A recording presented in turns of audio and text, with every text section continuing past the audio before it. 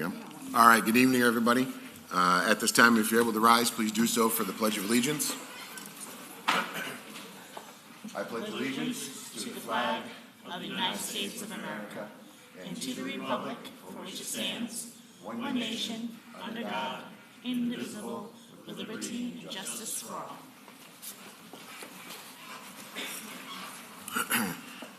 All right, at this time, I'll open up the first hearing and privilege of the floor. Remind everybody we have set 30 minutes aside. If you wish to address the board, just please head to the podium, state your name and address. We did have a request from Katie Walters in an email form, so we will ask her to go first tonight. So, Katie, the floor is yours.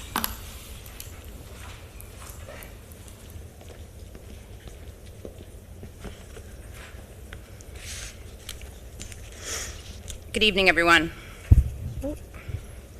Okay. I want to thank you for the opportunity to speak with you all again tonight. My name is Katie Walters, and I'm the parent of 2 young children at Glenwarden Elementary School, as well as an 11-year special education teacher as my profession. I spoke to you all about a month ago regarding some of my concerns around district processes and decisions making that we were making regarding decisions around closing Glenwarden. While I may not agree with that decision, I understand that the decision has been made, and focusing on the future for our decisions is in the future of our district is in the best interest of our students. I address you again tonight with the goal of transparency for the benefit of the community as a whole, as well as to ensure a focused and planful path forward is executed. About 2 weeks ago, my concerns for the district processes and disbursement plans for the students at Glenwarden among the remaining 3 elementary schools were at an all-time high. These concerns were based on myself and a few other Glenwarden parents taking a real close look at the plans from the presentation on 2/9. The presentation I'm referring to is the one that provided by the district showed us the plans that they had for closing Glenwarden. Immediately after this presentation, the board voted to close Glenwarden 5-2. I was worried for the future of our Glenwarden community based on what I was seeing. I reached out to a member of the district administration to better understand their presentation and make sure I was not misunderstanding what I was interpreting. I emailed Rick Arquette the first week of March and asked him for some clarifications about the presentation that he and Mr. Giannetti presented. They were responsive and overall positive and very professional throughout the discussion. I appreciate him and Mr. Giannetti's willingness to answer my questions and to listen to my community's concerns. Throughout this discussion, I shared my viewpoints and concerns regarding the process and the data in the presentation, as well as came to the table with a perspective from a member of the Glenwarden community. I think that this discussion was valuable to all who participated and helped to see the situation clearer and from alternate viewpoints. After having a clear understanding of the information, I requested permission from the board to speak at the following meeting that was originally scheduled for 3/9. I speak to you tonight from a very different place than I was last week on Monday, March 9th. Last week, I did not feel that clear communication was being provided to the community, and I was highly concerned. The recent communication provided from the district via Parent Square on Friday, 3/13, has left me cautiously optimistic for the first time in this portion of the reimagining process. I feel that the concerns that the community had expressed around a clear path and timeline, particularly the Glenwarden community, were relieved with this communication. Seeing that keeping our neighborhoods together has become a higher priority for this district felt reassuring. This was very much needed. I think that it is important to note that this expanded contractual relationship with Transpar is wonderful news. We already knew that they would be consulting for the new kindergarten zones for incoming families and possibly flex zones starting for the fall of 2026. But also hearing that they are being consulted for the redistribution of our students at Glenwarden to their new buildings feels encouraging as well. One thing that is understood by me and others immersed in the education world is everyone in education is working under constraints for varying reasons right now. It is a challenging time, no doubt. As hard as our Scotia-Glenville Transportation Department works, especially Clara, they are a crew of mainly one full-time person who I understand is sometimes physically driving the bus due to our driver shortages. She takes this task on outside of her current role to try to help maintain consistent transportation for our district students, and we thank her for the commitment that she has to our school community. But to expect them to have the skill set and time available to complete a project of this magnitude given the current circumstances is unfair and unrealistic. Transpar being consulted provides a great deal of relief because I feel that they are the people we need to consult with on this matter and understand the undertaking. They have the experience and expertise for situations like this and are exactly who we should be consulting. Most districts have to consult out for projects like this, and we appreciate you taking the consideration to do so for our children. Thank you for hearing the community on that and including them in this part of our reimagining. I personally feel better after this communication and having a much clearer path forward to follow. I want to thank the district administration that listened for doing so and being willing to explain further and answer my questions. I also want to thank them for the document received on Friday. It really was what we needed. It is clear that work has done to address the community's recent concerns, and we can see that. The important thing we cannot lose focus on moving forward, though, is making sure that the action steps laid out in those documents are carried out as this process progresses, that equitable solutions are figured out for all of the elementary students across the district, and we try to maintain the communities that we have built the best that we can. I think that there is still a lot of work still to be done to get us where we need to be as a district. But as for me personally, I am feeling that my community's concerns were heard on this present matter, and I appreciate that. I'm hopeful we can continue on this path forward and are able to, at some point, rebuild a trusting partnership between the district and the community. Thank you for your time.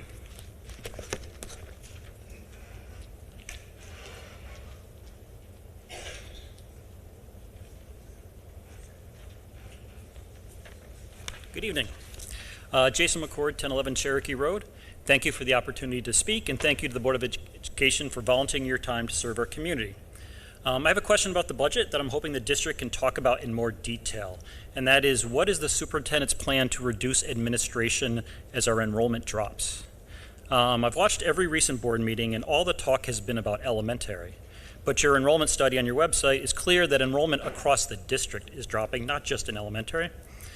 Superintendent Swartz acknowledged at the last board meeting that our high school enrollment next year will be, quote, small, with only about 660 students. Just 5 years ago, we had 800 high school students. So my question is, so what is the superintendent doing to reorganize and reduce administration with this district-wide enrollment drop? It would be great to hear more about how she's right-sizing her administrative structure, not just faculty and staff. I believe the most recent budget presentation said there, and I apologize if I had this wrong, it was kind of a little, at least I found it confusing. I believe the most recent budget presentation said there were 25 FTEs being reduced, but the only administrative reduction is one elementary principal. That's not even really an admin reduction over last year, as you added an admin position just this year, I believe. Are you going to address that new dean of students at the high school so you're truly reducing administration? And I ask, are you ever going to talk about why you added that admin position at the high school this year when you know your enrollment is dropping, even at the high school? We now have 3 administrators there. You slid that admin hire in and never discussed why. We deserve an answer. I heard Superintendent Swartz tell the Board of Education at a recent meeting that she was not asking for their non-negotiables this year. I think she should follow her own advice. She should not have her own non-negotiables and really dig into her administrative structure to see if we still need so many department chairs, interims, and directors. If this district has to make such deep cuts, which we do, the first place we should look at is at positions that don't directly work with students as much as possible. Also, just one, I always have a communication suggestion.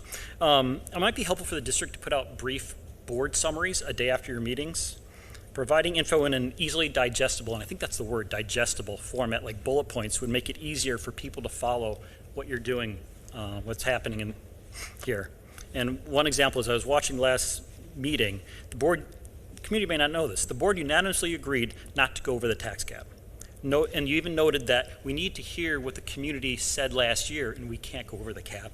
And I believe the cap is just below 2%. That's info our community would love to hear, but I bet not many people know that because it's buried in the meeting presentation. So maybe just some more little digestible things. Thank you.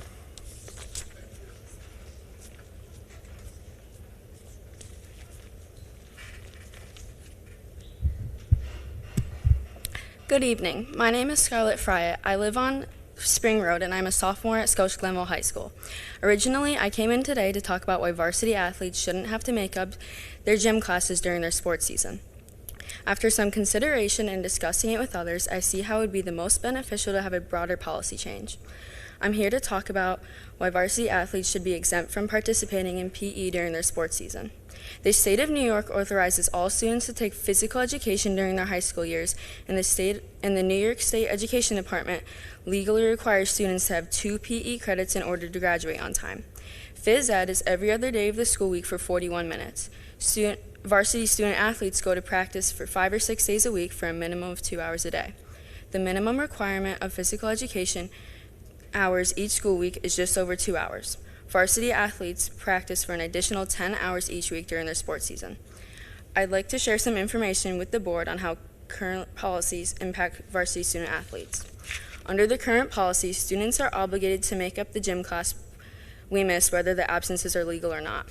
When we make up work for other classes, we make the assignments up on our own time, but when we miss a gym class, we have to make it up when a PE teacher is available, during our lunch period, study hall, or after school. Student athletes depend on their study halls and lunch to do their daily work. These times might be the only break they get from the beginning of the school day until after practices or games that night. Going to practice every day should count for the physical activity we miss if we are unable to attend gym class. From my perspective, the expectation to take part in gym class while being a 2-sport varsity athlete is an unnecessary requirement. I do varsity swim in the fall and varsity track in the spring, and I am still fulfilling my physical education credits because I am getting the required amount of exercise from my sport. From the New York State Education Department regulation of the commissioner, it states, quote, "For pupils in grades 10 through 12 only, a comparable time in each semester in extra class programs for those pupils who have demonstrated acceptable levels of physical fitness, physical skills, and knowledge of physical education activities," quote. In that, quote, "For pupils in grades 10 through 12 only, comparable time in and out of school activities approved by the physical education staff and the school administration," quote, "is acceptable. It is my understanding that the local school districts are permitted to make decisions on the PE requirement, which includes the students proving that they have adequate physical fitness by playing at a varsity level. However, there are a few restrictions to the exemption from phys ed. Often, the athletes who opt out of PE during their season would have to maintain an average GPA of 80 or higher. If an athlete is failing and gets placed on academic probation, they will have to participate in gym class for the time being. PE helps maintain physical health and provides students with the opportunity to be introduced to all sports, encouraging them to join one. This opportunity for us begins in kindergarten. By the time we are in high school, we have had exposure to these sports and many students have joined teams. There are many benefits to the proposed change. Multiple varsity athletes each sports season are put on academic probation and can't play in games or participate in practices due to their failing grades. If these students were given a study hall during their sports season in place of PE, they would now have the time to make up work, do homework, or see a teacher for extra help. This could result in less students being on academic probation. Therefore, we would have more team members who are eligible to play. If students are able to opt out of gym class during their sports season, they would be more driven to join a sports team, making our teams larger and stronger. Gym classes may get smaller due to this policy change, but it can be very beneficial. Letting the varsity athletes have the option of opting out during the varsity season may reduce the amount of students in each class, making the gym class more manageable, efficient, and safer. I'm not asking this of you for myself, but for the Scotia-Glenville community. There's a significant number of students at Scotia-Glenville that agree with me on this proposal. I have over 72 signatures from students on a petition who support this idea. The board has the liability and competence to make each and every choice for this district. The Board of Education is responsible to, and I quote, "ensure that all students are provided with the highest quality educational experience possible." Quote, "Student success is the board's #1 priority, and the policies that are put into place should benefit us. Our opinions and feelings should be given more consideration during the decision-making process since we are the ones who are affected by them. Listening to me speak about this advocating for the Scotia-Glenville athletes is not just hearing what I am saying, but understanding why. Thank you for your time."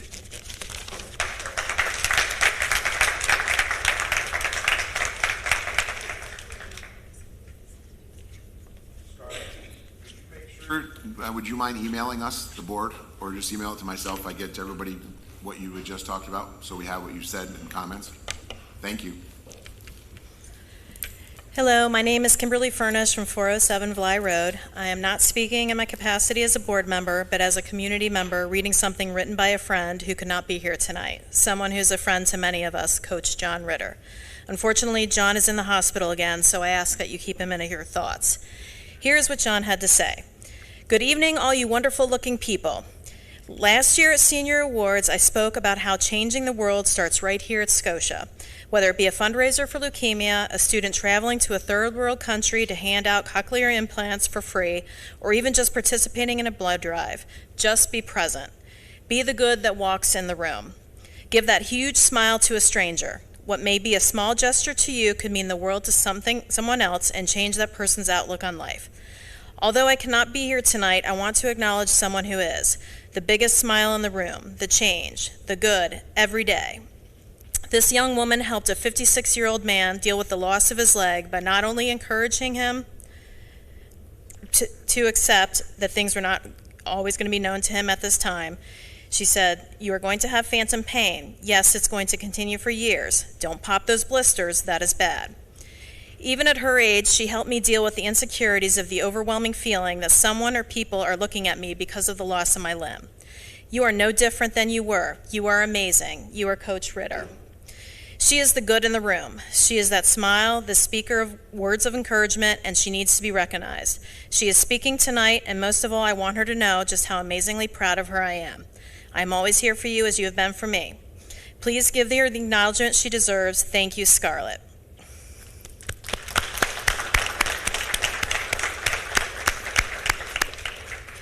I also want to thank the board members for the work they put into our community. Thank you to the staff and educators who spend countless hours teaching the students, and thank you to Marcy and Susan for allowing me to continue coaching, and I look forward to be able to continue to volunteer my time to the students of Scotia-Glenville once I am healed. Always, Coach Ritter.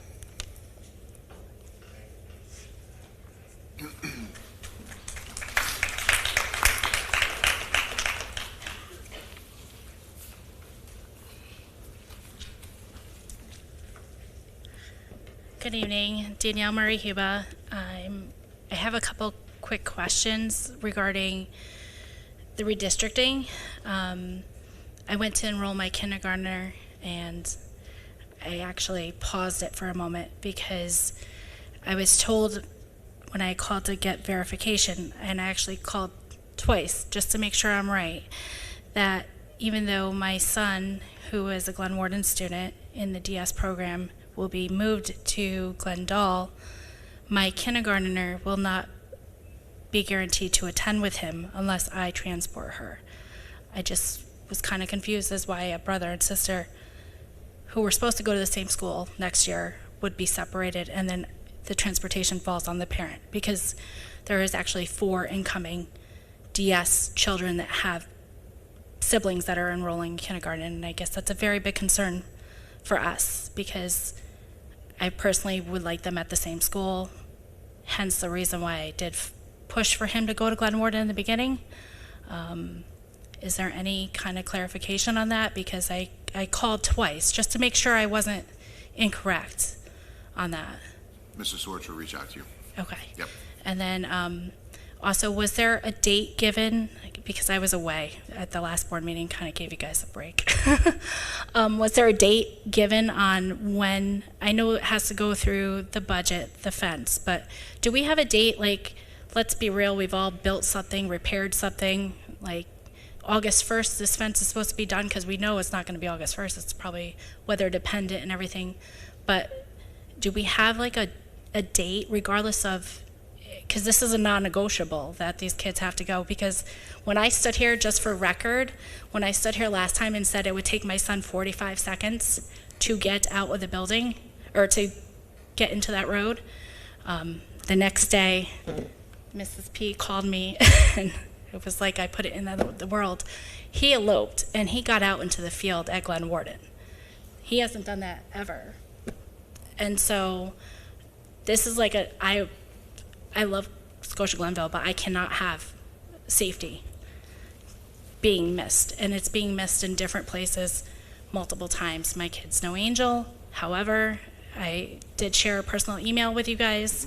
I'm not the only parent that feels that way, about considering having cameras in the classroom for the children that cannot advocate for themselves. If I ask him, did X, Y, and Z do something, he will just repeat exactly what I said. So I think it's not only imperative that we have cameras in the DS classroom, not for parents to just check, just for, safety concerns. And it also, to me, would protect a staff member as well from any false allegation. That was my piece. I'm trying not to say too much right now at this time because it is a personal matter.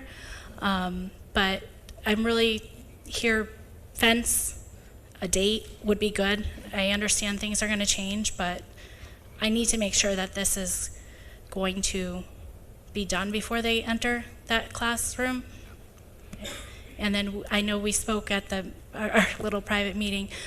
We do have parents that are willing to go in, and we have an amazing artist, not me, but I can paint by number, who is willing to go in and do some fun designs for that group of kids, as probably as well as others. If you ask, we probably do more for the school too.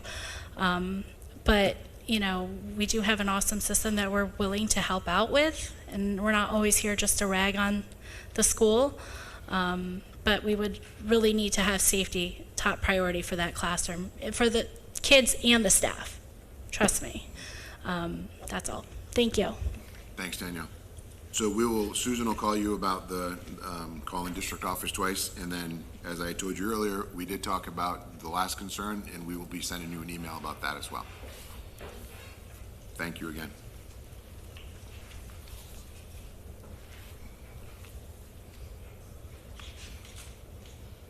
All right, if there's nobody else that wishes to address the board at this time, we'll close the first hearing of privilege, remind everyone of our second one towards the end, and at this time I will turn the meeting over to Superintendent Schwartz and Mr. Giaquinto for our budget work session.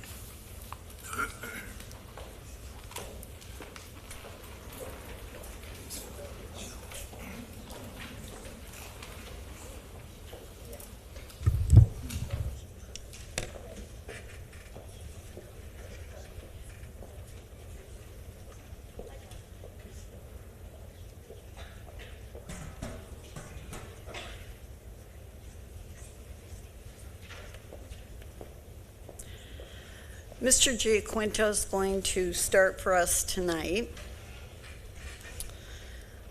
We'll just take a quick look at our commitment statement to all students, staff, and our community.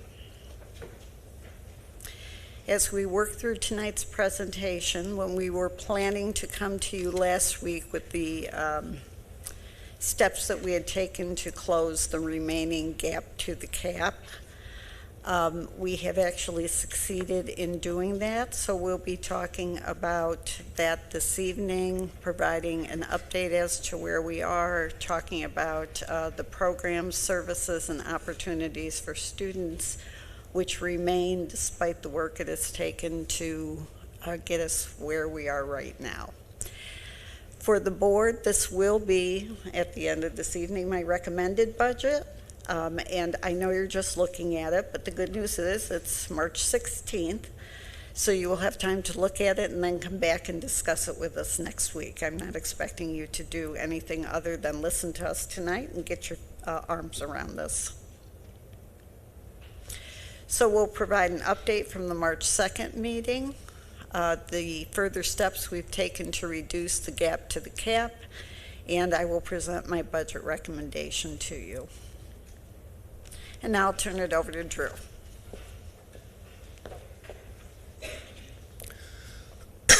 So the first slide is a restatement of what was provided on February 9th, which was the first draft of the budget, which showed about a $2.8 million budget gap.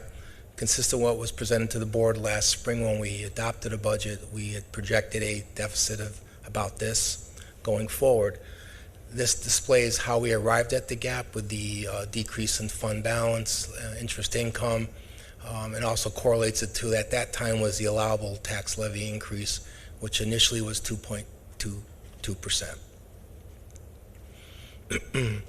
At the March 2nd board meeting, I presented to the Board of Education a couple pilot changes that came in on February 27th, which materially changed the tax cap from 2.22% to 1.78. The big one was Bella Josio cheese, which was on the tax rolls in 25-26 for $11.2 million. They are coming off the tax rolls in 26-27 and going to a pilot program.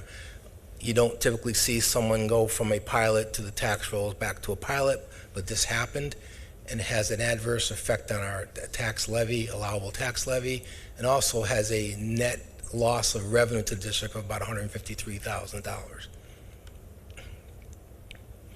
Again, this chart displayed to the board what was the impact of the pilot, what the change is from the tax roll to the pilot. A pilot is a payment in lieu of tax agreement for commercial businesses, which allows them usually a 10-year arrangement to pay less than full market value on the property or the business.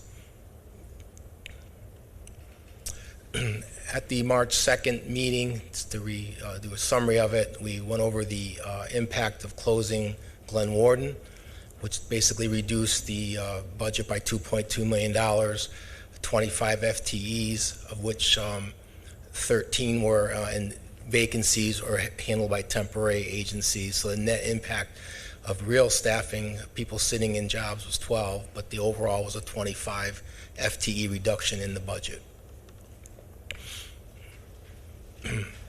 So at March 2nd, the $2.7,444,785 tax or gap to the tax cap had been reduced by almost $2.2 million. So we left that meeting with a $554,635 gap to the tax cap. So since that meeting, we've had several meetings, Mr. Arquette, Superintendent, principals, academic heads, going through the vacancies or staff reductions and other reductions needed to close the gap to the tax cap.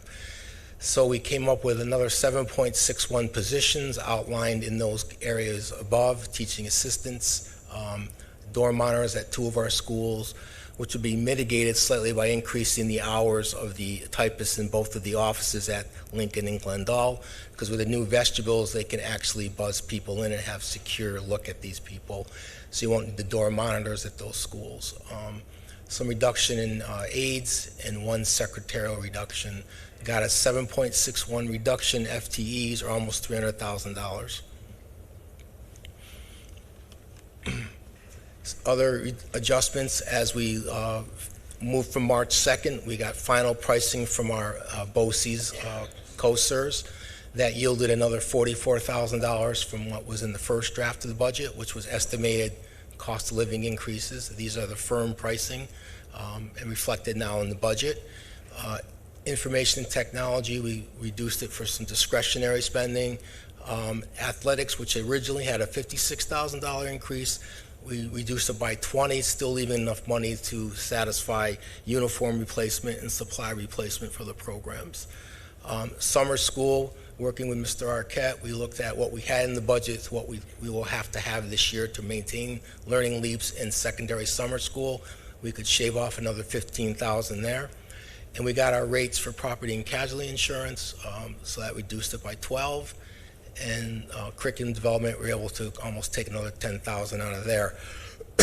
So there's $126,000 to go to $298,000 on the staffing on the prior page. So to summarize from the March 2nd work, $298,000 in salaries, $126,000 in non-personnel. We were also able to increase the revenue by $130,000. We are getting more classrooms that the Cap Region BOCES is going to take for some special needs programs. And that increased that budget by 70. And we get a subsidy because we offer drug coverage to our retirees. So the federal government, when we submit every month data, will give us subsidy money, and we're able to increase that a little bit. So there's $130,000 of additional revenue. That got us to $554,635. Thank you. Any questions so far before I move forward? Okay. Just to be clear, the summer school learning news program, you're not eliminating, the one Correct. P&C, property and casualty insurance.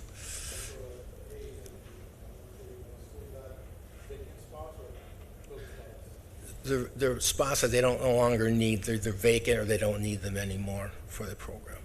That's from the PPS director. Mr. Arquette worked on that too. No programs are being reduced. So. Thanks. Welcome.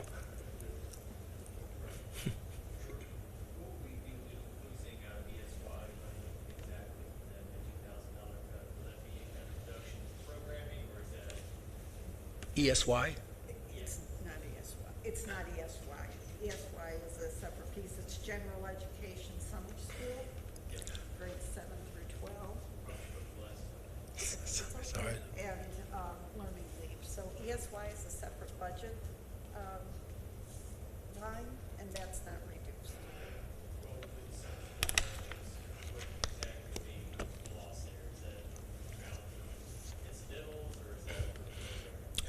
It will probably, it is based in part on what we did last year, so what we know we spent. And every year we have to figure out who needs what courses, hire teachers for those specific courses. So we're always, I don't want to say we have that budget, but we always put money in there in case we have to offer a course we weren't planning on. Generally speaking, we offer the core courses, English, science, math, and social studies in summer school. Yes, so those, right. Thanks. You're welcome.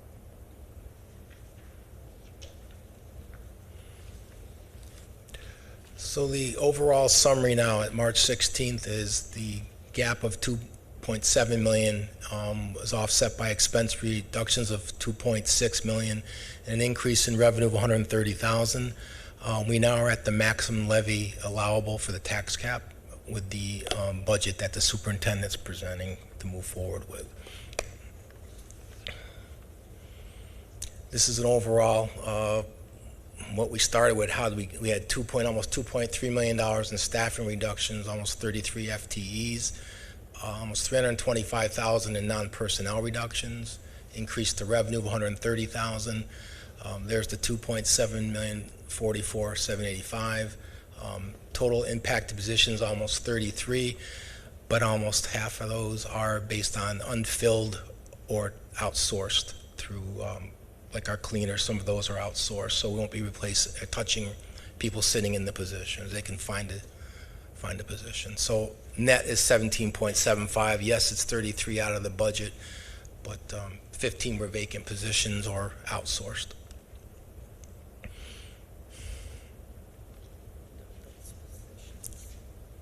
What areas do they touch? They touch teachers, teaching assistants, a general mechanic in building and grounds. It's all over. It's spread out pretty good. Administration, custodial, cleaners.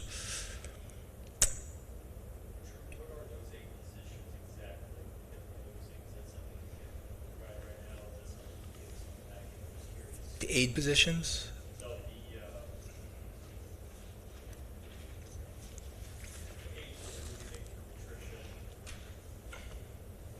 Teaching positions, correct, Jeff?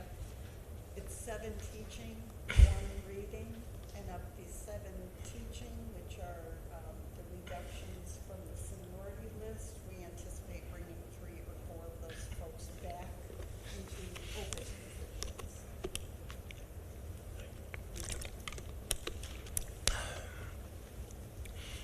Go ahead.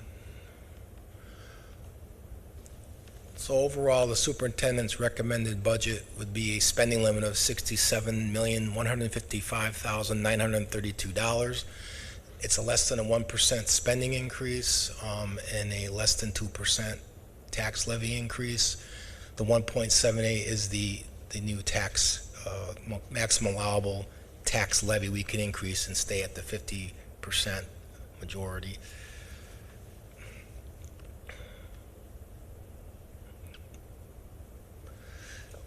overall, I wanted to display this to the board that you can see even with this reduction of 2.6 in expenditures, categorically it stays in synergy to where it was with the adopted 25-26. You can see the spending of 66.5 going to 67.2. There's your 0.97%, but you can see to the right the percent of budget 26-27 to 25-26 is categorically pretty much the same, which shows that the cuts were uniform. We didn't go out and just disproportionately hit one category.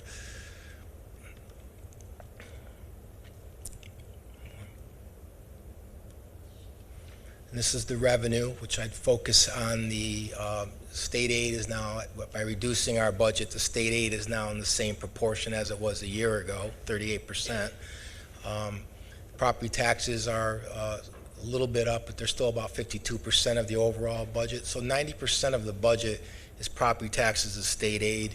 Your fund balance was basically the savings by underspending has dropped from 6.2 to 5% because we don't have it. So that's a good thing when you don't rely so much on saving money to regenerate, and you basically get the budget aligned more with the state aid. And it's by showing it at 38%, you're getting there a little bit. You're getting there.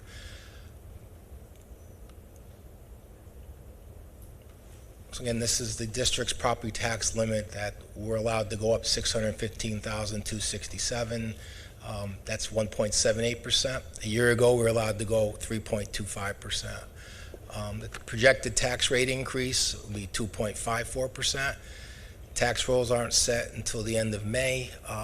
We don't set a tax rate until August typically to the board. The disproportion between the levy and the rate now is because of the reduction in tax rolls with the Bellolozio cheese coming off the tax rolls.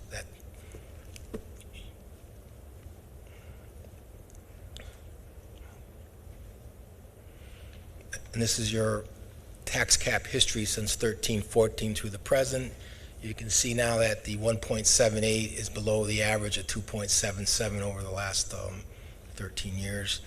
The tax rate increase, which has been averaging 1.33, is now 2.54, and again, that alludes to the pilot of Bellolozio cheese that hurts the tax rate. And the spending increase is below 1%, which has been averaging 2.58%.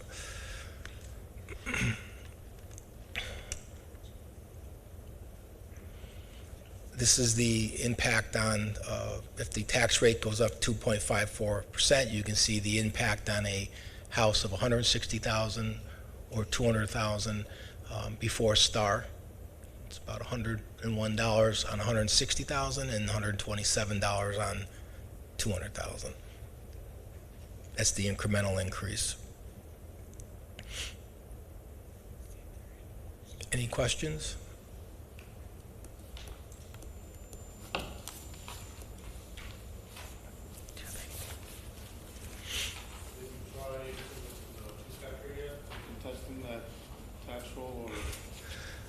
That has to come from, that's a Metroplex, and the town's supposed to be starting to have discussions with that, but yeah, nothing so far. Okay, thank you. You're welcome.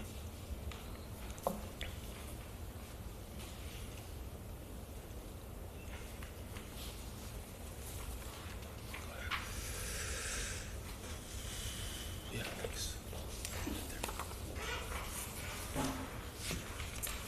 So now I'd like to talk a little bit about what's preserved in this budget that we've brought you, which is at the tax levy limit and keeps us, allows you to present a budget to the voters that doesn't require a supermajority to pass. So although we have recommended significant reductions, 34 positions is significant, I'd remind you that about half of those positions were unfilled positions, and that the remaining positions touch all places in the organization. However, this budget does preserve our instructional program from kindergarten through 12th grade, so all of our SED requirements will be offered. It maintains our non-required but what I consider vital opportunities for students, and it honors our collective bargaining agreements. So our proposed budget, again, it will support all of the requirements from kindergarten through 12th grade. We will continue with family and consumer science, tech, and business electives. Advanced placement, college and the high school, and distance learning will all be there. We will continue to have 3 foreign languages. Students will also have the opportunity to attend career and tech ed and new vision opportunities at BOCES if in fact they qualify for them as students in the same way we have always done that. We will have our guidance counselors, our psychologists, social work service providers in kindergarten through 12th grade. You might recall we actually added guidance services back to elementary as part of this budget. Oops, sorry, wrong way. In addition, we will keep our partnership with Saratoga Center for the Family, which allows us then to refer families and children for family and child counseling. There will be a full-time nurse in each school. We will also have a float nurse. We will maintain our 6 nursing positions in 5 schools, so one of our people will become the floater. And then we will continue to provide, as required, the .5 nurse at McKeel. Every school will have a library. There will be reading specialists in every school. Academic intervention at all levels. IOPA will continue. We will have student clubs, musical groups, drama productions at all levels. Sports programs, our uniform replacement and supplies, our part-time athletic trainer, no reductions in any of those areas. We'll maintain our athletic mergers. We will have summer school, extended school year summer school, and learning leaps. The middle school will continue to have web, where everyone belongs. Our 2.0 FTE school resource officers, one through a partnership with the town of Glenville and one through the Village of Scotia Police Department. Our GIFT programs in grades 6 through 12 will continue field trips, late buses, and our facilities will be open to outside groups. So really, folks, I would tell you there are not reductions to programs and services for students in this budget where we're currently at. All of that said, that was a lot of information, so I do want to give you time to study it and come back to us with questions next week or send them early. You know, we always appreciate that. Certainly, Drew and I will answer any questions we can this evening, if you have others. With respect to the additional staff reductions, have these individuals been spoken to? Yes, they have all, yep. Are we able then to get for next meeting more information about either the effect or lack of effect of, because I understand the door monitors if we're able to get in the facilities that we're getting. Even though with high school, I do wonder when all the students are coming in off hours with seniors having their off day, how that's going to work. But I'm a little more confused for myself with the other ones. Is it possible to get more information about how you're saying it's not going to be effective, but I'm not really sure the background of how you came to make that decision.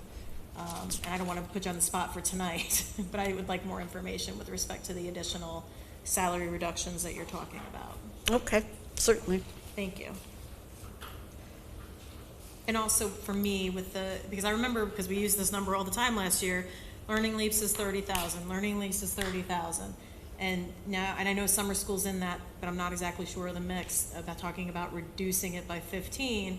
I just want to make sure we're not losing anything for. We spent 22 in Learning Leaps last year. We budgeted 30. So.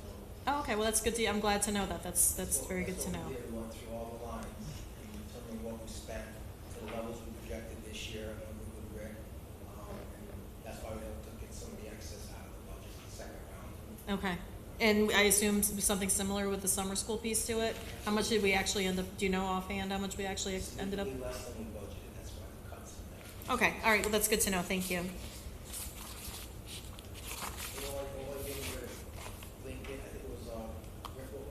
Lincoln and Glen. No, Lincoln. I think Kim's referring to the same home monitor okay, great. That because it is in the budget. Okay. It's not filled. and so Oh, it'd be an perfect. unfilled Okay. position. Thank you.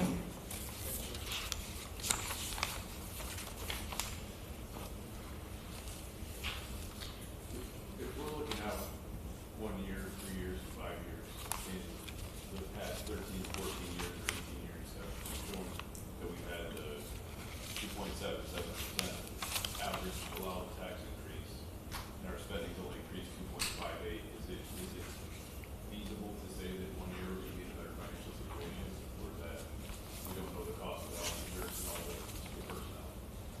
Well, the year ago I projected 2.7, but I said the state aid was going to be about 2% was 1.8. The funding is flatline. We're fully funded in foundation aid until they change that.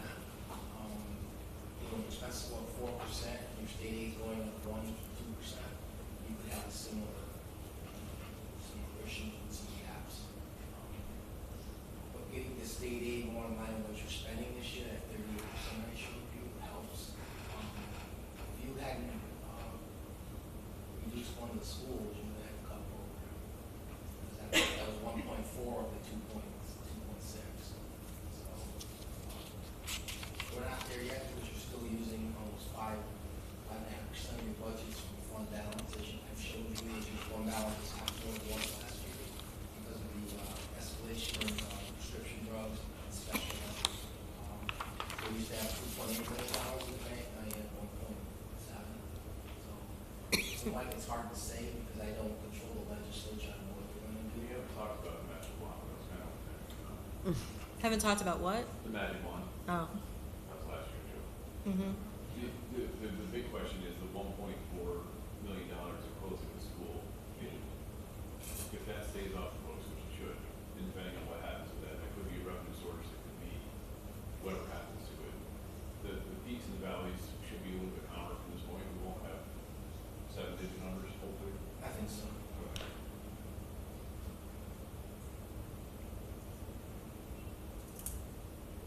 And I'm going to turn it back over to Drew, who's going to provide you now with the EV update. So at the last presentation, we had the architect and the construction manager provide an update on the infrastructure proposition for the transportation facility. So I wanted to give you, because Kim asked a good question about the funding and this and that. So we had a meeting last week with NYSERDA, and in the memorandum to the board, and then kind of extracted here in this PowerPoint, New York State has the funding, secure funding to cover the obligations they foresee with the infrastructure work around New York State for school districts. Because of what's referenced up here, the New York State School Bus Incentive Program and the Environmental Bond Act provide enough money, according to NYSERDA, not to worry about if we go for infrastructure work to have the incentive money still being there. And that's independent of the federal government cutting the, their money. They did cut their funding to New York State. But NYSERDA is very confident that this program is sustainable. So I hope that addresses that. The other thing is, what's interesting is we had our plan, our electrification plan, I think has been approved by NYSERDA. And NYSERDA, unless we do this infrastructure by bringing in more power into transportation through that infrastructure work, will not allow us to have the incentives for the chargers or for the school bus, electric bus purchase. Our architects and our engineers say that we have enough load in there to charge 3 buses, which is what the public approved 2 years ago, was $1 million to bond, and $1 million, which got us 3 buses. The bus company will not deliver those buses if we can't charge them. That's the way it works. So we're still working, going back and forth with NYSERDA. But here's another reason. The public allowed us to go out and get these buses. We haven't bonded for them yet because we don't have them, but we won't get delivery if we don't have the electrical grid support that this project provides. So we're hoping that they'll let us have the 3 and we can put these 3 chargers in, we think we can do that and not compromise our electrical kilowatt load. But NYSERDA doesn't agree with our engineering and our architects. So just how this all relates to each other. You also saw the escalation from last May. We were at 2.6. Now we're looking for 3 million. And that's what's happening with the cost to do this work. Kim alluded to, we have like $700 and something thousand in a repair reserve, which we set aside to do the parking lot. Well, at some point, this parking lot is going to have to get torn up to run the conduit. And then you want to pave it. You don't want to pave it, and then 2 years from now, rip it up again and do the conduit. So all these things I have to take in consideration when we look at this stuff and I present this stuff. So hopefully that gives you some more information on why I think it's important, if we're going to abide by this requirement, that we put this on as a May proposition. As it stands now, 0 increase to the local taxpayer because of building aid, transportation aid, the repair reserve, as was outlined by the presentation on March 2nd. So.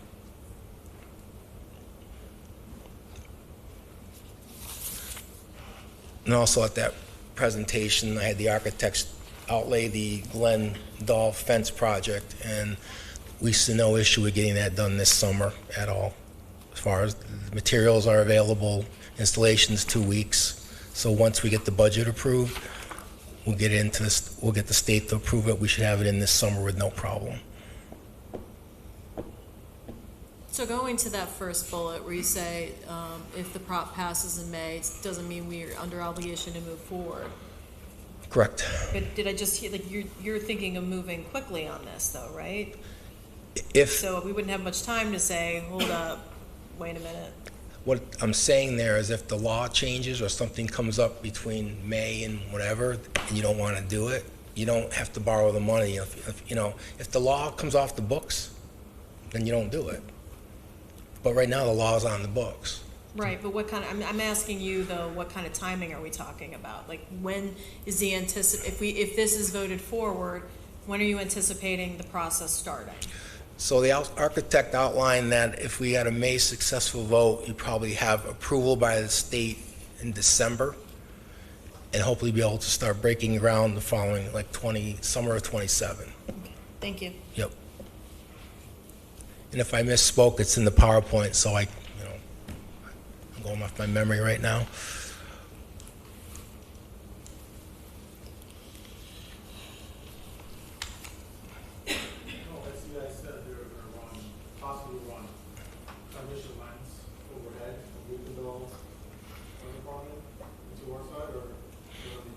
Underground.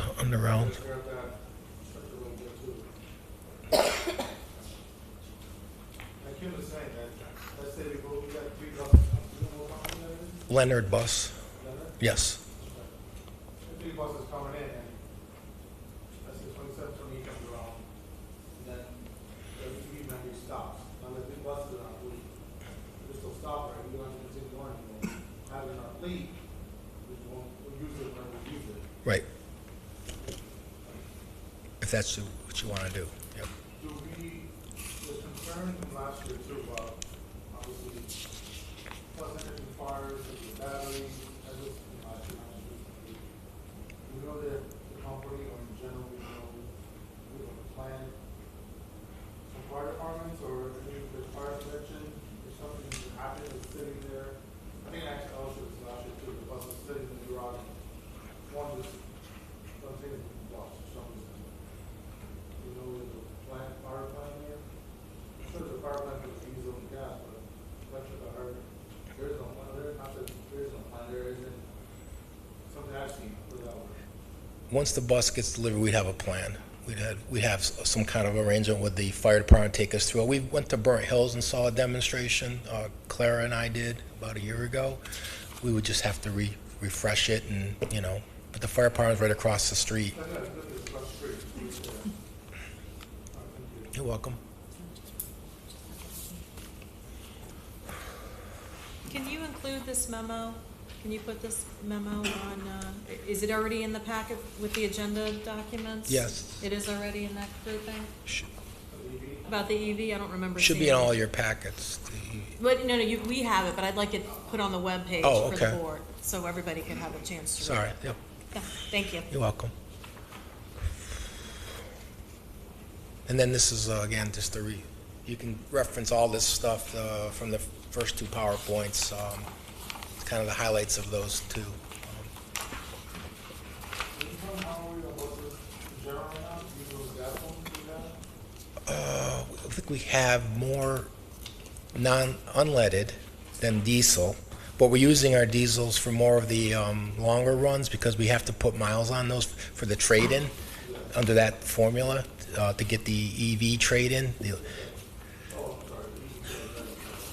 So we, I know before, years past, the timeline of the bus was the years of the bus and the miles, right? used to be 10 years or 100,000 miles with the body usually giving out before the miles had impact on it because of the Northeast. So usually it's 10 years, 100,000 miles. We've pushed them. So Is the current fleet above that right now? some of them are, I think in your packet, maybe there's transportation. If we didn't, I'll get it to you next week, the bus replacement schedule. I owe that to you. You're welcome. I had another question. I apologize if this is the wrong spot to place it, but I had some folks ask me after the last meeting where SEI was giving the overall proposal of things that we're still going to be doing construction-wise beyond the EV bus infrastructure, and people were asking if we're in such a budget quandary, whatever you want to call it, that we had to close a school, why are we moving ahead with these other kind of projects that expend money that could potentially be used? So I figured if I bring it out here, you'd have an opportunity to give your thoughts to What that. does the board think? What was presented that was based on a capital project that was approved by the voters? It's in the second season of it. So the voters approved that work being done. We have to do the work. That's what the voters voted on. So that's what the architects presented, was the second phase of the $12.5 million project. The other piece was the EV, which has to be voted on, the infrastructure, so we haven't spent $1 on that. And then the $100,000 project we have annually in our budget, which we get 75% aid back in the following year, and that's for the fence. So we couldn't do, like you had suggested with the EV bus infrastructure, you'd said, there comes a point in time when we want to put a stop to it before the work actually happens. We're well past that with these projects, is that what you're saying? The voters 2 years ago voted to do $12.5 million of work. This is the second season of it. We did the first phase, these presentations. So you've bonded the money, you borrowed the money to do the work. Okay. And most of the work was, 50% was done or 60% was done last year. And we'll have it all done by the opening of school this year. Okay. So we're just too far along in the process to say, hold up. And it's not money you could spend on something else. Right. This is money that was bonded to do. For this particular job? Okay, or project. Okay, thank you. Yep. Was this funded by the state too? Or I'm not sure on it. You get building aid on it, so the $12.5 million, you'll get 78% back over 15 years, which will align with the debt service. So as you're paying out the debt, you'll get 78% back each year on that payment. Correct me if I'm wrong, please correct me. Was it a $0 increase in taxpayers back then, right? Still is. Because what we've done is we structured, as projects are falling off the debt, we bring the new projects on. So it kind of, what's coming off the books, we bring on. You're always going to have to do work to maintain your facilities, whether we're in a budget problem or not. You still got to spend money to keep up your house.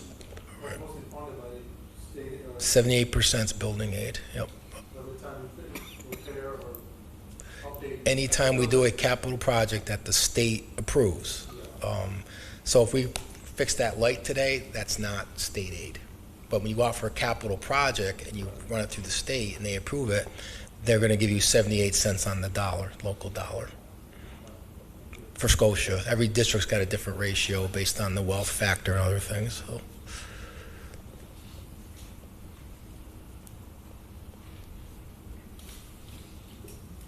Thank you. Anyone else? Thank you.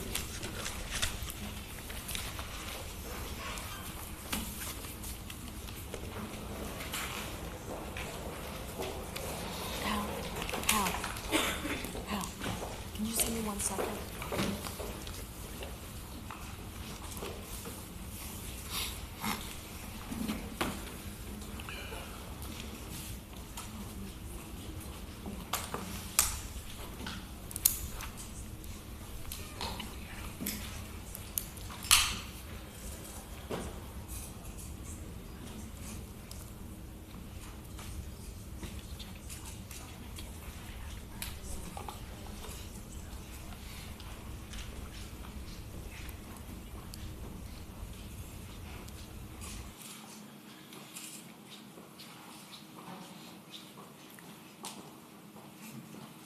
Thank you, sorry.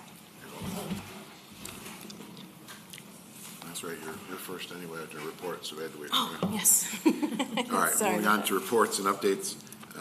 Legislative. Okay. All right, so Assemblyman John McCullen from District 17 in New York has introduced legislation that would allow school districts to opt out of the electric bus mandate. Speaking of which, how far that's going to go, who knows, but I thought I'd mention it. There are also, unfortunately, the federal government has canceled a lot of federal grants worth nearly $1 billion under the school-based mental health grant program and the mental health service professional demonstration grant program. But the appellate division blocked the U.S. Department of Education's push to cancel mental health funds for schools. And 16 states were involved in that lawsuit, including New York. So at least we have that funding reinstated for the rest of this school year. And then I think that is it. That's all I've got. Thanks. All right, thank you. PTA? Yeah, this coming Wednesday, we're going to have our Founders Day banquet over in Altamont. Congratulations to the awardees and to the committee that makes that happen every year for us. On the 20th and 27th of this month, Glen Warden will be having Fun Fridays along with Glen Dahl having their mini courses. I just want to thank Christine Limp for bringing in the varsity athletes to support that. I think that's pretty amazing. Last week was boys. This week will be co-ed. Final week will be girls. So I think it was really cool that she's brought back specific athletes from those elementary schools to work with the kids.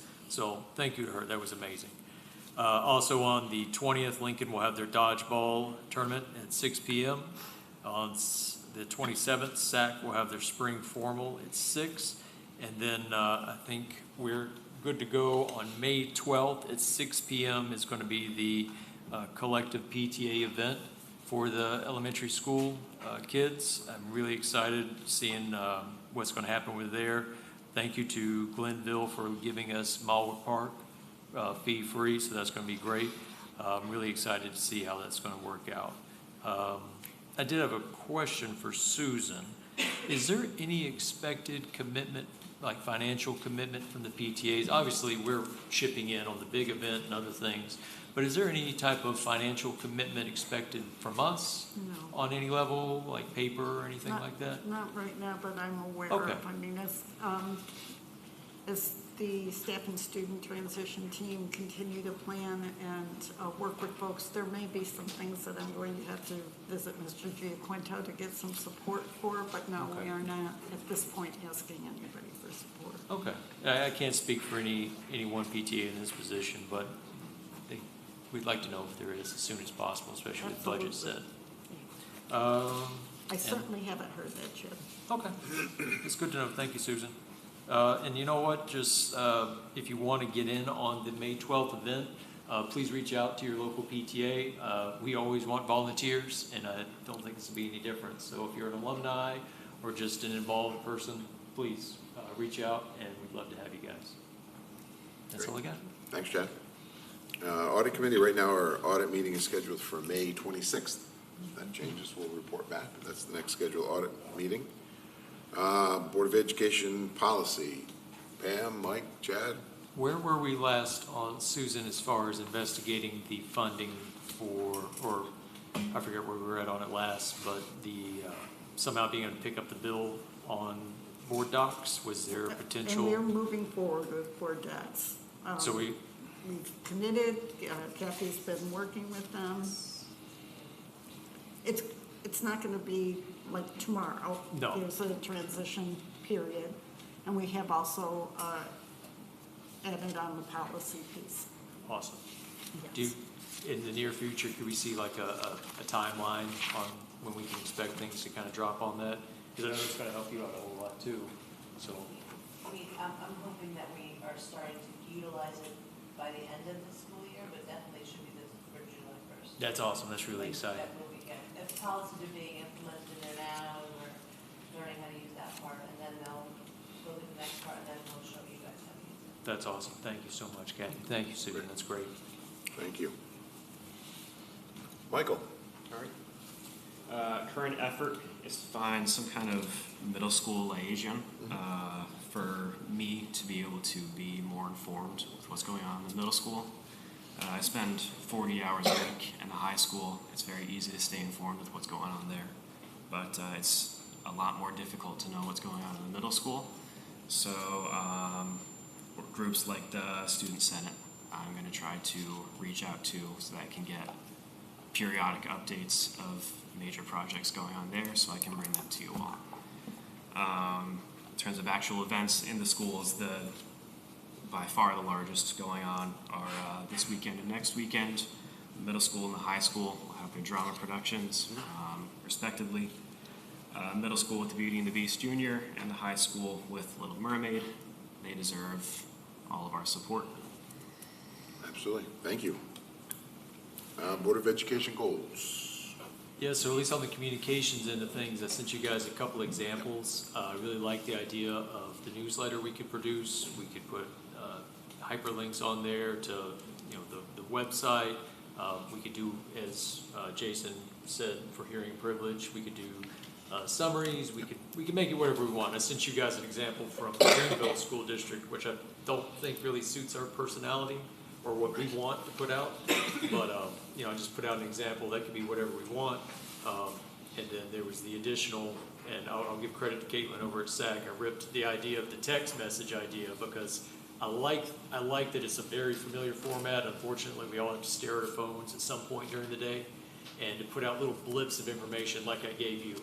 And I took liberties with you, but I thought, if you could develop a voice that people can hear, and you're a well-known personality, it's easy to kind of formulate you on there, and with a kind of a caricature of Wallace, that like the graduation date. Yep. Could be confusing from Armory to this year, or just, hey coach, what's up with this, or whatever I use for it. Yep. I think that would be fun. I think it would be useful. I think it would be attention-getting, and people would, I think, utilize it. Yeah. But that's kind of what I had on there. Michael had his ideas. And thank you to Mr. Cosmer on that. We reached out that morning. By the afternoon, he was hooking up Michael. So I think really it was a 3-hour turnaround time. That was impressive. Pretty good. It was great. But that's kind of where I just want to throw the examples out there, what you guys think about it. If there's tweaks, I can make it whatever we want. So I like red, I like blue, or I want the content. I just try to look at a few examples around us and kind of get the median of what I saw. So that's kind of where I was at. I stopped. That's what I got. Yeah, no, I liked it. I thought it was a good idea. It was simple format. It was quick, easy, to the point.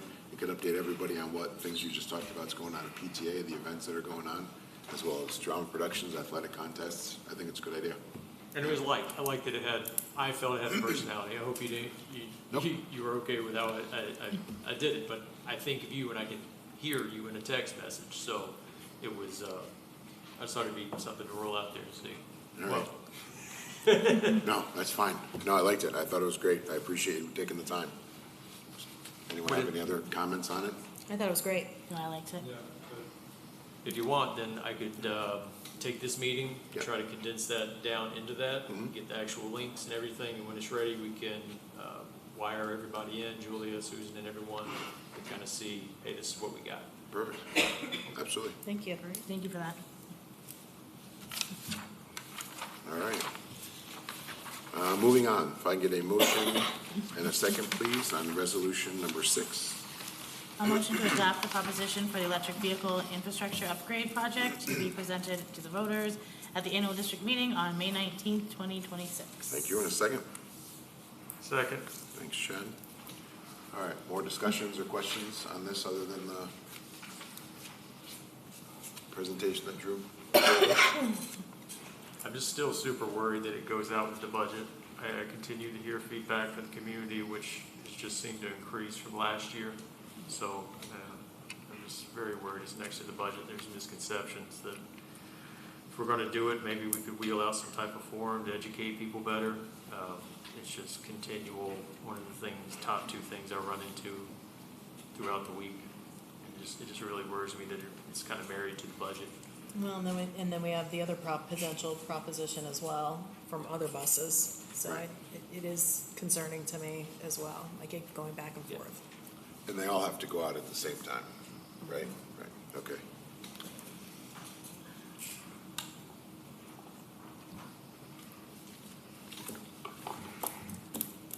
Well, unfortunately, we're in a state with a lot of mandates that we have to kind of follow, and this is just one more that we let the community voice their opinions on. To me, that's the only good thing, is that it's not us deciding it. It's us Right. saying, let the community decide it. Correct. Right. Anything else? Like everybody said, I'd like to see a form, maybe reach out to the manufacturer or city help us out and kind of give us a demonstration, but in their view, what's the beneficial of having these buses for us?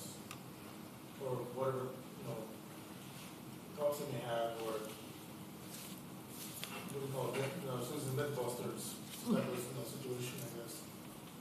So that's what this one I have is, I think there's not enough knowledge out there about it. I think, we need to learn more about it before we just jump the gun, per se.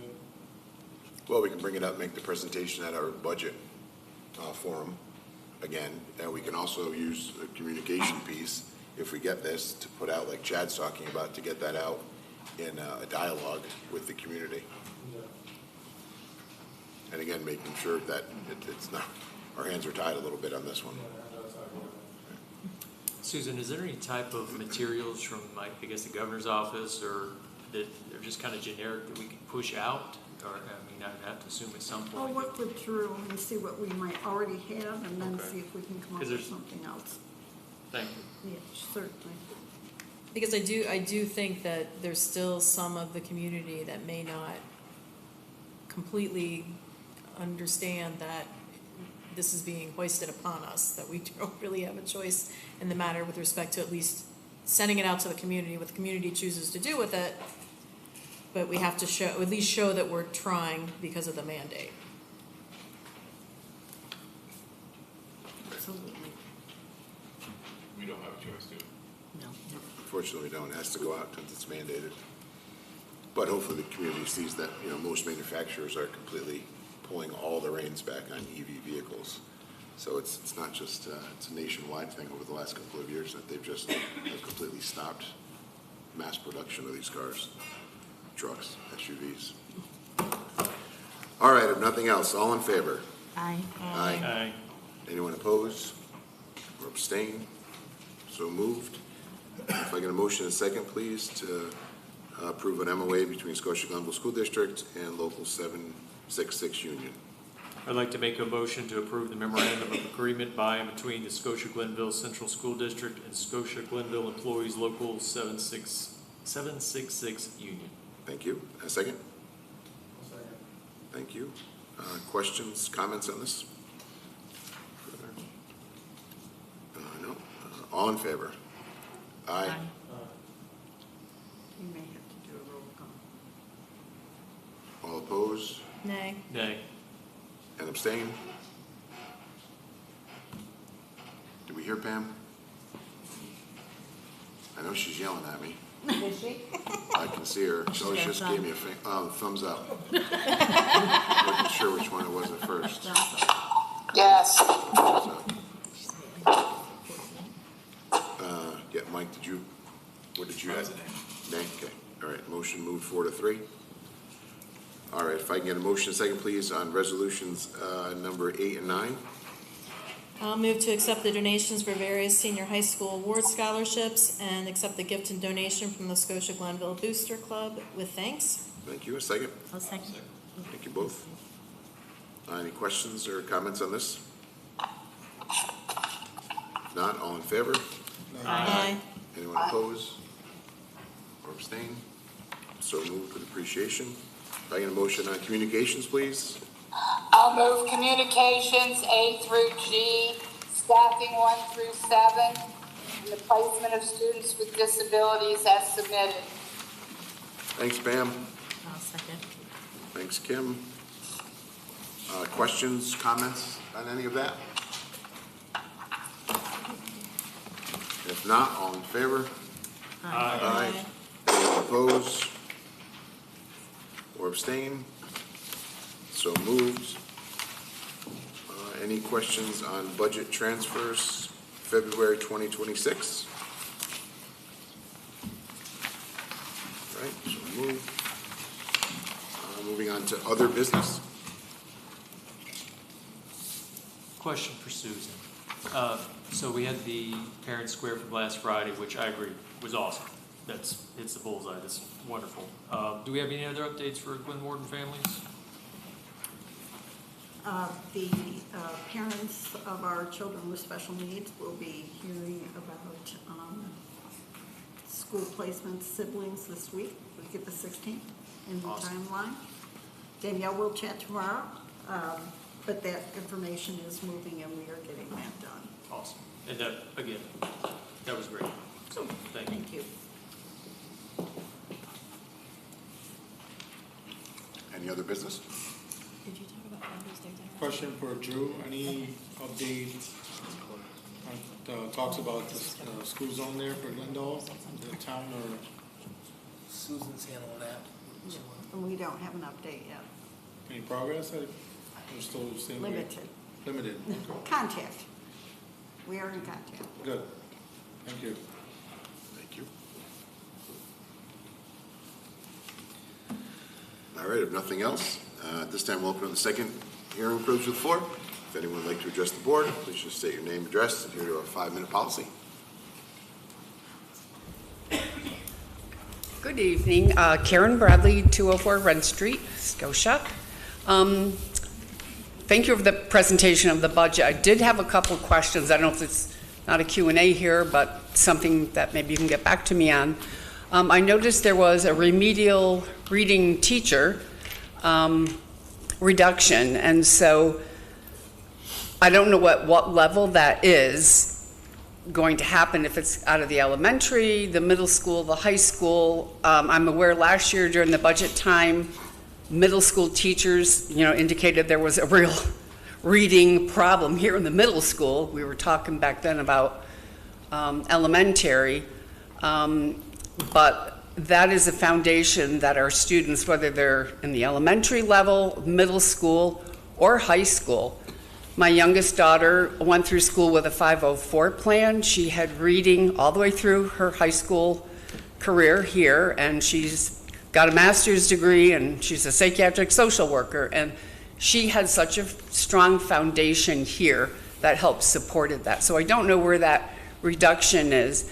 The other thing that's not clear, and maybe I've missed it in the presentations, but on various agendas back in January, maybe it was, I don't think it was early February, there was a number of retirements that were coming out of the high school, and maybe one out of the middle school. And so much has impacted the elementary families, the elementary faculty and administration.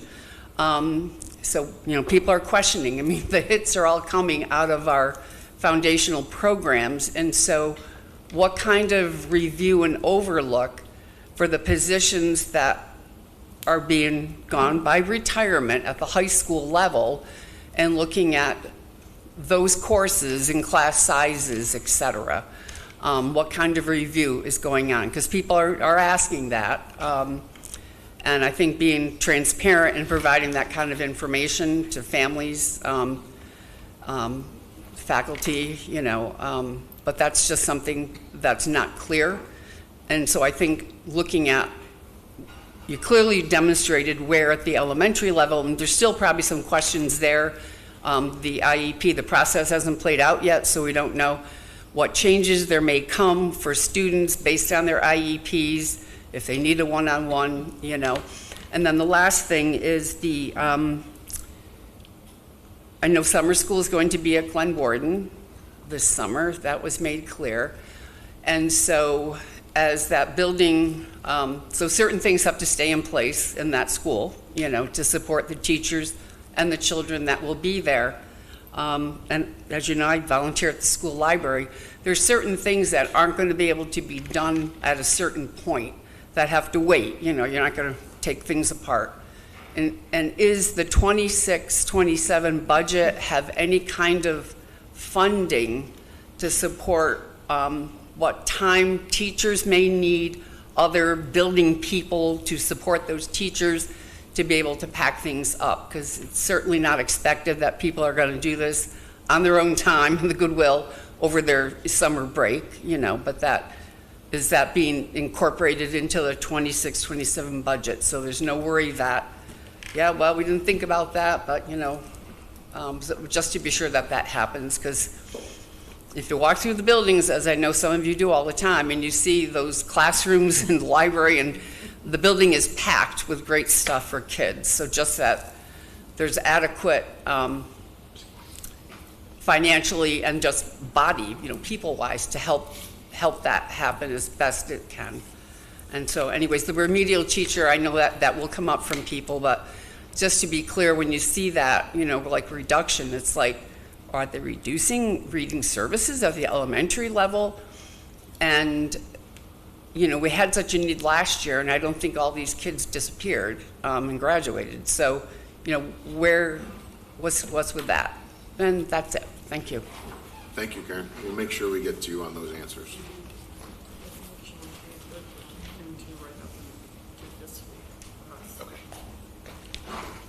Hello, Jason McCord, 1011 Cherokee Road. Very quick. First, I realized I forgot to thank Rick Arquette. The science fair was awesome. My daughter has done it every year since kindergarten, and she loves it.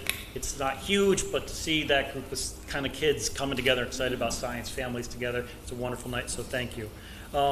I just had one comment about the budget. We sat and saw how we're reducing 30-plus positions, $2.5 million, and then we're told that there's going to be no reduction to student services. And there's all these things that we're keeping, but not what we're losing. Where's the pain? We need to, we can take it. Tell us, be honest, this is going to have an impact on our kids. It's not great to do this for our kids. There's going to be an impact. Just tell us what it is. It doesn't have to be doom and gloom, but I think to say that there's going to be no reductions to student services and having these kind of cuts, either you're way overstaffed, which I don't believe, or there's more pain than you're telling us. And finally, about the EV, I am there with your concerns. I give you guys credit for saying that we listened last year about going over the cap. Our community said we didn't support it last year either. They're not going to support it this year. I understand where you're at, and it's a difficult thing, but you're not going to change minds. This is a visceral thing, particularly if you're looking at trying to convince people. Don't send them Governor Hochul's things. They will not listen to it. Those people, it's people who don't like EVs. It is growing. And I'm not even one, but it's like it is growing. I just fear that the district, by pushing it again, and you're going to, it is kind of like telling the community, I feel like the community is going to be like, we told you already we don't want this. So I kind of worry about that. But I also understand the challenge you're in. So thank you. Thanks, Jason.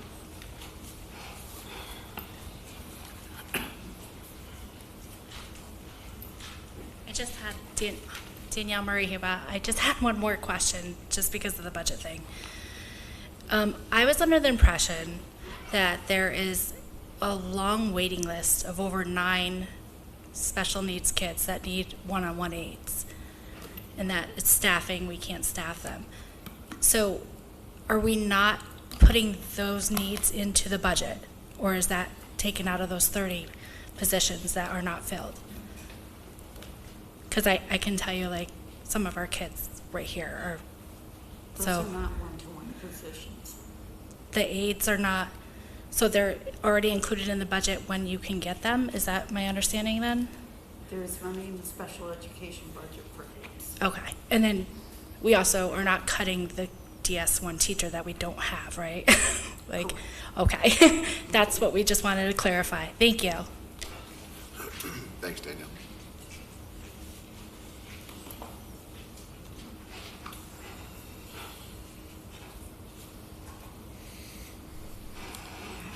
All right, if no one else, I'll close the second hearing and privilege of the floor and ask for a motion to adjourn. I'll motion to adjourn. A second. Second. Thank you. All in favor? Aye. Aye. Anyone opposed or abstain? Thank you, everybody. We'll see you next week.